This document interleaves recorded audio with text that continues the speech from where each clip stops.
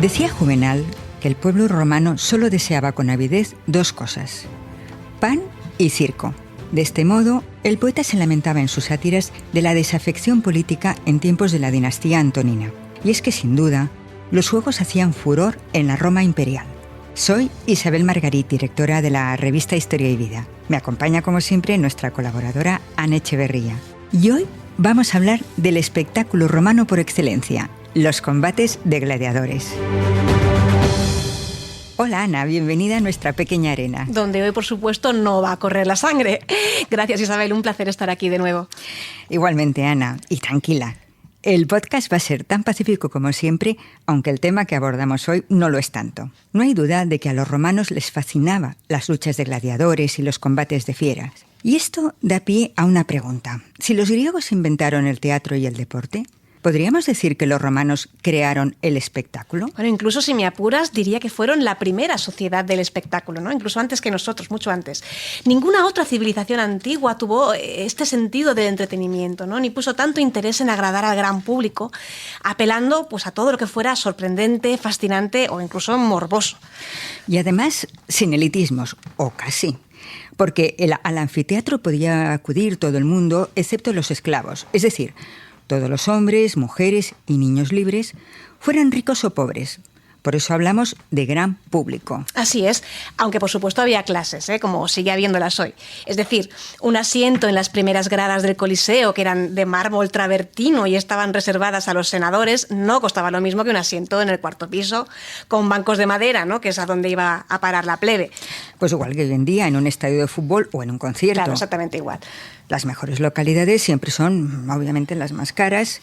Sin embargo, existían entradas gratuitas precisamente para la plebe. Sí, lo más probable es que estas entradas gratuitas se adjudicaran por sorteo.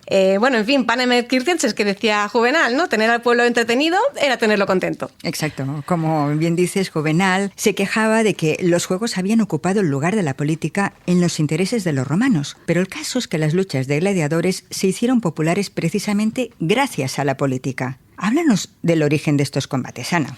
Pues es bastante curioso, porque las luchas de gladiadores empezaron, atención, en los funerales. En los funerales. El primer precedente que se conoce es griego, como no, además. Los griegos de la época micénica honraban a sus muertos peleando en los funerales. Hombre, hoy en día aún hay familias que se pelean en los funerales, no se puede negar, pero los micénicos de hace 3000 años lo hacían a lo grande, como con dos guerreros armados. En ese sentido, me vienen a la mente unos famosos juegos fúnebres durante la guerra de Troya que Homero describe en la Ilíada. Y esta costumbre, Ana, pasó de los antiguos griegos a los etruscos, ¿verdad? Y de los etruscos a los romanos, como tantas otras. Por ejemplo, sabemos que los hijos de un tal Bruto Pera organizaron un combate con 3 parejas de gladiadores en el año 246 a.C. en honor a su difunto padre. Este es el combate de gladiadores más antiguo del que tenemos noticia, pero aún no se trataba de un espectáculo propiamente dicho, sino de un rito fúnebre. Cierto, pero ¿qué sucedió? Que los asistentes a estos funerales pues, se lo pasaban pipa, no nos engañemos. Y claro, como solamente los patricios más ricos podían permitirse funerales con guerreros, estos sepelios atraían a multitudes de curiosos que acudían a presentar sus respetos a la familia, por supuesto, pero también a no perderse los combates. Claro, cuanto más interesante fuera el combate, más relevancia pública tenía el funeral. Y cuanta más gente acudiera a despedir al difunto, más prestigio para la familia. Hasta que algún espabilado con aspiraciones políticas debió de pensar: esto me vendría de perlas en mi carrera al Senado, pero claro, no me voy a esperar hasta estar muerto. Así que los candidatos empezaron a organizar combates para sus votantes. En fin, ¿en cuántos mítines de hoy en día hay paella o música o bebidas, no? Pues en la antigua Roma igual, pero con gladiadores. Y entonces empezó la escalada competitiva. Fíjate, Ana, de las 3 parejas de gladiadores de un funeral a las 320 parejas que combatieron en los juegos que organizó Julio César en el 65 a.C. durante su etapa como edil. Y de ahí a los más de 1000 gladiadores que contrataba el emperador Augusto en cada espectáculo. Claro, como cada César quería ser más amado por su pueblo que el anterior, la cifra fue creciendo exponencialmente, hasta alcanzar el punto álgido con Trajano, el emperador hispano. Para celebrar su victoria sobre los dacios, Trajano organizó unos juegos, atención, de más de 120 días, con 10.000 gladiadores y 11.000 animales. Bueno, ahora que mencionas a los animales, los combates de gladiadores y los de fieras eran espectáculos diferentes, pero íntimamente vinculados entre sí. El cine ha creado un poco de lío al respecto que quizá convendría aclarar. Sí, hay que diferenciarlos bien. ¿Cómo era un día típico en los juegos? Me refiero a la época imperial, con la fórmula ya consolidada. Sí, un día típico en los juegos, ya en la época de los anfiteatros, se dividía en 3 partes. Por la mañana, la venatio. Venatio significa caza en latín. La jornada empezaba con una procesión solemne, la pompa. Tan solemne, Ana, que de ahí viene el uso que damos hoy en día a la palabra pompa. Exacto. La pompa era un poco como el sumario de un programa de televisión para nosotros, porque allí desfilaban los cazadores de fiera o venatores y todos los gladiadores que iban a competir luciendo sus mejores galas. La panoplia y las armas que lucían para la pompa eran ornamentales, no servían para luchar, sino para impresionar al público, para que hacer esa boca agua con lo que iba a venir. Después se exhibían los animales exóticos, que podían ser jirafas, hipopótamos, avestruces, y empezaba la venatio propiamente dicha, forzando a los animales a pelear entre ellos. Un espectáculo que en el siglo XXI resultaría más que controvertido. Hoy sería impensable. Las peleas de gallos o de perros son ilegales en la mayor parte del mundo. Imagínate enfrentar a un leopardo contra un león o a un toro contra un oso. Suena tremendo, la verdad. Claro, pero para entender la mentalidad romana hay que recordar que esta era la única manera que tenían ellos de ver animales exóticos. Uh-huh. Así que, más allá del morbo, que es innegable, había una parte de fascinación ante lo sorprendente, ante lo extraño y lo exótico, que también podemos comprender si nos ponemos en esa situación. Tras la lucha entre fieras, salían a la arena los venatores, que se encargaban de cazarlas y rematarlas con lanzas, arcos y flechas, a pie o a caballo. Los mejores cortes de carne se repartían entre los espectadores o se vendían en el mercado. Bueno, hablando de carne, como parece ser vegetariana, ¿eh? No, pues casi. Pues hablando de carne, justamente a mediodía empezaban los ludi meridiani, que de a ti y a mí nos quitarían el poco apetito que nos hubiera quedado con la venatio. Absolutamente. La verdad, ¿eh? Te refieres en ese sentido a las ejecuciones públicas, algo bastante serio. Por eso, sí. para quitarse el apetito realmente. Bastante serio, la verdad. Los amantes del peplum que nos estén escuchando recordarán películas como Quo Vadis o Los últimos días de Pompeya, donde se arrojaba a los cristianos a las fieras, completamente indefensos. Una muerte espeluznante, sin duda. Un horror que calificaría de indescriptible si no fuera porque el escritor Marcial lo describió con todo lujo de detalle en sus epigramas. La damnatio ad bestias, que es como se llamaba esta práctica, era una condena reservada a los delitos que los romanos consideraban más graves, pero no era, curiosamente, el plato fuerte de la jornada. Por eso tal vez se hacía en la hora con menos sombra. De hecho, parte del público aprovechaba ese rato para salir a almorzar. Sí, era más bien contenido de relleno, por sádico que nos parezca. Tenía poco éxito, a no ser que los condenados fueran muy conocidos y muy odiados. A veces, fíjate, para darle interés, los organizadores recreaban algún episodio histórico o mitológico. Y en algún momento se añadía algún número cómico para entretener la espera. Por ejemplo, combates fingidos entre personas con malformaciones, en parodias, ese tipo de cosas. Por lo demás, los ratos muertos se aprovechaban en el público para comer y beber, jugar a los dados, dibujar, coser también, en el caso de las mujeres. Se reprocha a menudo a los romanos su gusto por la sangre, pero aunque su afición por los espectáculos crueles es innegable, lo que de verdad les entusiasmaba era la exhibición del valor y la habilidad. Por eso, el momento más esperado que se reservaba para la tarde era la lucha de gladiadores. Sí, el munus gladiatorum era el espectáculo más caro y valorado con diferencia. Lo único que podía superar a un buen combate de gladiadores era una naumaquia, una batalla naval. El Coliseo, que era un edificio excepcional, estaba preparado para inundarse y escenificar abordajes incluso con muertes reales, sangrientos. Y en suelo firme también se organizaban combates de grupo, los llamados gregantim. Pero normalmente los juegos terminaban con una serie de duelos por parejas entre luchadores profesionales. Las grandes estrellas solían reservarse para el final. Entremos en materia. ¿Qué tipo de gladiadores había y cómo era un combate? Los gladiadores estaban muy especializados. Había 2 grandes categorías, los ligeros y los pesados, pero dentro de cada una existían diversas variantes, con destrezas y armas distintas que el público conocía a la perfección, por supuesto. Algunos tipos de gladiadores se basaban en la panoplia y en la forma de luchar de soldados enemigos, concretamente de pueblos conquistados. Sería el caso del samnita, el tracio, el mirmillón, basado en los guerreros galos, o el oplómaco, que imitaba un hoplita griego. Y a otros se los definía según su forma de combatir. Por ejemplo, el provocator, que era el único que se protegía el torso con una coraza. El Sagittarius, que era un arquero. el Essediarius, que peleaba sentado en un carro de guerra, o el más famoso de todos, el Reciario, que trataba de capturar a sus rivales con ayuda de una red y un tridente. Todos ellos se distinguían por los distintos tipos de escudos, cascos, espadas o puñales que podían llevar según su categoría. Eso sí, todos lucían el mismo taparrabos, que se llamaba, por cierto, subligaculum. No me puedo resistir a comentarlo porque el nombre me hace mucha gracia. El subligaculum se ataba con un cinturón muy ancho que les protegía las lumbares. Si pensáis en los cinturones de los campeones de boxeo actuales, estaréis visualizando algo muy parecido a este cinturón. Además, solían llevar un protector de placas para el brazo y unas tiras de lino o de cuero para protegerse las piernas. Los combates de gladiadores seguían unas normas estrictas controladas por 2 árbitros. Al principio solían enfrentarse 2 luchadores del mismo tipo. Con el tiempo, los juegos se fueron sofisticando. La fórmula más popular eran los duelos entre un gladiador fuerte, con armadura pesada, y otro de tipo ligero, más ágil. De este modo, los combates resultaban más interesantes. Se trataba sobre todo de demostrar habilidad y la lucha no siempre era muerte. No, ni mucho menos. Y por una razón muy sencilla. Un gladiador muerto salía carísimo. Según la ley, el organizador de los juegos debía indemnizar al lanista, es decir, al dueño, por cada gladiador fallecido. ¿Qué pasaba? Que el organizador perdía dinero y el lanista perdía un luchador en el que había invertido ya tiempo, entrenamiento y alimentación. Así que a nadie le interesaba ninguno de los dos. Se solía luchar a muerte en los grandes juegos imperiales, que eran muy opulentos, pero no tanto en juegos financiados por particulares ni en espectáculos de provincias. Aún así, la esperanza de vida de un gladiador no superaba los 30 años. Muy pocos sobrevivían tanto tiempo como para recibir la espada de madera que se les entregaba al retirarse.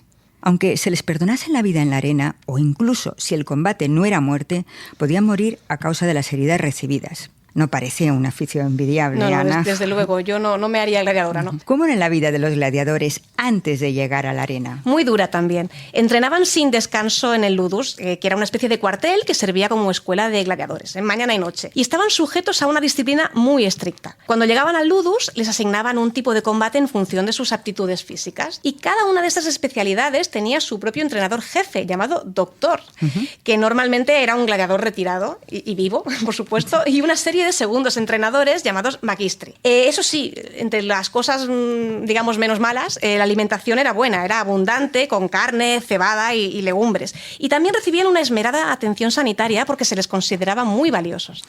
Siendo una profesión de riesgo, no es de extrañar que muchos gladiadores fueran esclavos, prisioneros de guerra o criminales convictos. Pero también existían los auctorati, hombres libres que firmaban un contrato de 5 años con un lanista y se hacían gladiadores por voluntad propia. ¿Cómo se explica esto? Se dieron casos incluso con hijos de senadores. Una vez llegaban al ludus o a la arena, recibían el mismo trato y se jugaban la vida como los demás. ¿Por qué lo hacían? Parece mentira, ¿verdad? Pues quizá un poco por la adrenalina, pero sobre todo por la fama y el dinero. Aunque no se consideraba precisamente una profesión honorable, algunos gladiadores llegaban a ser auténticas celebridades. Pasaba un poco como con los actores, ¿no? Que siempre tienen ese punto de estigma, pero también de admiración. Todo el mundo hablaba de ellos, todo el mundo hablaba de los gladiadores. Los campeones recibían coronas de laurel exactamente igual que los generales. La gente dibujaba graffiti con las figuras y los nombres de sus ídolos, anotaba sus victorias y además se suponía que eran irresistibles para las mujeres. Se han conservado pintadas sobre, por ejemplo, Celadus el Tracio, el suspiro de las chicas, o Quésquens el Reciario, médico de las muñecas nocturnas, matutinas y de otras horas. Bueno, también una curiosidad, hubo mujeres gladiadoras. Sí, las hubo, pero seguramente eran muy pocas o presumían menos, no lo sé. Bromas aparte, sí, hay algunos textos que mencionan mujeres gladiadoras y también aparece una pareja de gladiadoras esculpida en el relieve de Halicarnaso, en el British, en el Museo Británico de Londres. Además conocemos el nombre de 2 mujeres lanistas, es decir, propietarias de gladiadores, Arinilla y Flavia Licia. Aún así se cree que eran casos excepcionales. Hemos hablado de la fama, pero no olvidemos el dinero. Cada vez que un gladiador sobrevivía a un combate, aumentaba su caché. Los más veteranos exigían sumas astronómicas tanto para ellos como para sus lanistas. Hasta el punto de que, en tiempos de Marco Aurelio o de Cómodo, se promulgó una ley para limitar el coste máximo de los juegos de gladiadores en provincias. Un poco como si hoy en día se pusiera límite al sueldo de los futbolistas, ¿no? ¿Te imaginas? Hombre, cuesta imaginar, pero bueno, es una idea interesante. De todos modos, era una apuesta muy arriesgada en el caso de los gladiadores. Para los vencedores había libertad, fama y dinero, pero a los perdedores les esperaba la tumba. Sí, y si no eran famosos, ni siquiera una tumba con lápida, sino la fosa común. Y ahora, si te parece, Ana, me gustaría dedicar un momento a desmentir algunos mitos sobre los juegos de gladiadores que nos han llegado a través de la pintura, la literatura o el cine. Empecemos por el Coliseo, que en tiempos de los romanos no se llamaba así. No, su nombre oficial era Anfiteatro Nuevo o Anfiteatro de los Césares. Y era una maravilla, era inmenso para su época, con capacidad para 70.000 espectadores, que vale realmente estadio a un estadio moderno. Pero la denominación Coliseo, que viene de coloso por su tamaño, no se empezó a usar hasta finales del siglo X, o sea, en plena Edad Media. Tampoco es cierto que Nerón enviara a los cristianos a morir a la arena del Coliseo, como se ve, por ejemplo, en la película Quo Vadis. Pues no, porque ni siquiera se había empezado a construir.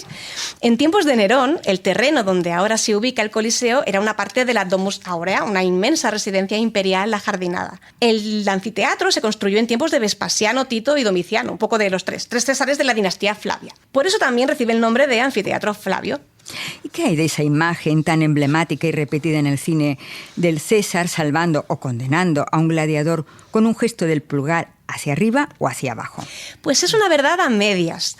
Cuando un gladiador decidía rendirse, dejaba el escudo en el suelo y extendía el dedo índice suplicando piedad. Si había luchado bien, el público podía gritar «misio, misio», que significaba indulto, o podía vociferar «yúgula». Y en ese caso, el gladiador vencido debía resignarse a que lo degollaran. Las fuentes escritas hablan de gestos con el pulgar, sí, pero no está nada claro cuáles eran esos gestos. Es probable incluso que el código fuera completamente diferente a como lo hemos imaginado, ¿eh? Pulgar hacia arriba o pulgar horizontal imitaría una espada desenvainada para clamar muerte y, en cambio, un pulgar escondido serviría para pedir piedad. Parece ser que el responsable de esta confusión fue el artista francés Jean-Léon Gérôme, que pintó una célebre escena en la que el público exige la muerte del vencido apuntando el pulgar hacia abajo. ¿Y qué me dices del célebre saludo «Ave César morituri te salutan»?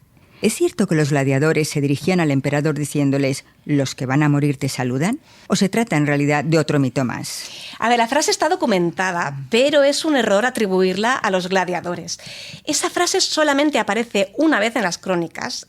Concretamente, según Suetonio, la pronunciaron los condenados a muerte al inicio de una naumaquia, en tiempos del emperador Claudio. O sea, que no eran gladiadores y ni siquiera estaban en un anfiteatro. Recordemos que una naumaquia era un combate naval simulado, aunque a veces podía haber heridos e incluso muertos. Y esta naumaquia en particular se disputó en el lago Fucino, ni siquiera en un anfiteatro. Tampoco, obviamente, podemos dar por buena la existencia de Máximo Décimo Meridio, el personaje de Russell Crowe en Gladiator. Ay, por desgracia no. Por desgracia no. El personaje es completamente ficticio y las frases épicas que pronuncia en la película de Ridley Scott, pues por supuesto también. Aunque no por ello son menos memorables. Los guionistas estuvieron soberbios, realmente. No, sí, desde luego. Y por cierto, entre tú y yo, mira que estaba guapo Russell Crowe en Gladiator. Total. ¿Y qué decir de la interpretación de Joaquín Phoenix como el emperador cómodo? Bueno, soberbia. Y además su personaje al menos sí tenía rasgos en común con el cómodo real, porque el cómodo real, el cómodo histórico, verdaderamente recibió entrenamiento en un ludus y llegó a desfilar vestido como un gladiador. Solo que el cómodo histórico no murió en la arena del Coliseo, sino estrangulado por un liberto.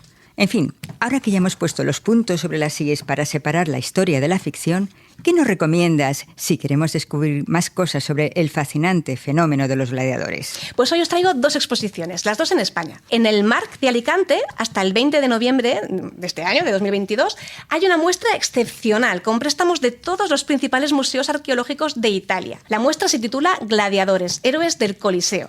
Recordad, en el Marc de Alicante, hasta el 20 de noviembre, tomemos nota. Por otra parte, el Museo Nacional de Arte Romano de Mérida acoge hasta junio de 2023, aquí tenemos un poquito más de tiempo, la exposición Espectácula, diversión y espectáculos en la sociedad romana. También con préstamos muy interesantes del Museo Nacional de Arte Romano y además de las colecciones de Emérita Augusta, que, bueno, como sabes, Isabel, son espléndidas. Y en fin, si escucháis este podcast después de la fecha límite de estas 2 exposiciones, 20 de noviembre o junio de 2023, bueno, siempre podéis leer los catálogos, que están realmente bien. Uy, me encantaría poder hacer una escapada a Alicante y Mérida para disfrutar de estas muestras. Sí, yo ya estoy mirando el calendario, a ver cuando tengo un puente para escaparme, sí. Bueno, pues con estos propósitos y sugerentes recomendaciones nos despedimos hasta el próximo episodio del podcast de Historia y Vida. Hasta pronto, Ana. Hasta la próxima.